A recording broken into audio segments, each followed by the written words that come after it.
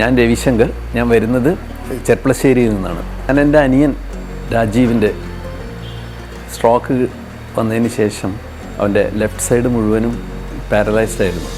പിന്നീട് ട്രീറ്റ്മെൻറ്റ് നടത്തിയിട്ട് കുറേശ്ശെ ശരിയായി. എങ്കിലും അതിൻ്റെ കറക്റ്റ് ഓറിയൻറ്റേഷനൊന്നും ശരിയായിരുന്നില്ല. അപ്പോൾ അതിന് വേണ്ടിയിട്ട് ഇവിടെ ഏപ്രിൽ 16 വന്നത്. അന്ന് അസസ്മെൻ്റൊക്കെ എടുത്തിട്ട് ഞങ്ങൾ പിറ്റേ ദിവസം തന്നെ ഇവിടെ അഡ്മിറ്റായി.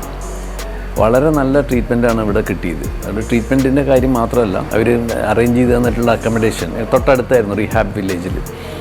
വളരെ നല്ല അറ്റ്മോസ്ഫിയർ ആയിരുന്നു അവിടെ. ഞങ്ങളെ രാവിലെ കൊണ്ടുപോകും, വൈകുന്നേരവും കൊണ്ടുവരും. എല്ലാം അറേഞ്ച്മെൻറ്റും ആയുർഗ്രീൻ ഹോസ്പിറ്റലിൽ തന്നെയാണ് നടത്തിയിരുന്നത്. പിന്നെ ഇവിടുത്തെ എല്ലാവരുടെ പെരുമാറ്റവും വളരെ നല്ല രീതിയിൽ ഫ്രണ്ട്ലി ആയിരുന്നു.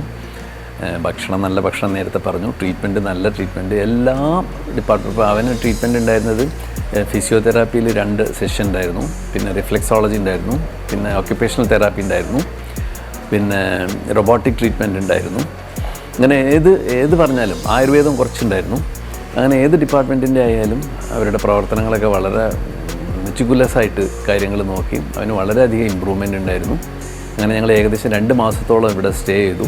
ഈ 2 മാസത്തെയും ഞങ്ങളുടെ ഇവിടുത്തെ സ്റ്റേ വളരെ സുഖകരമായിരുന്നു. മാത്രമല്ല അവൻ്റെ ഇമ്പ്രൂവ്മെൻറ്റ് എന്ന് പറഞ്ഞു കഴിഞ്ഞിട്ടുണ്ടെങ്കിൽ വളരെ വിസിബിളായിരുന്നു റൈറ്റ് വേയിൽ.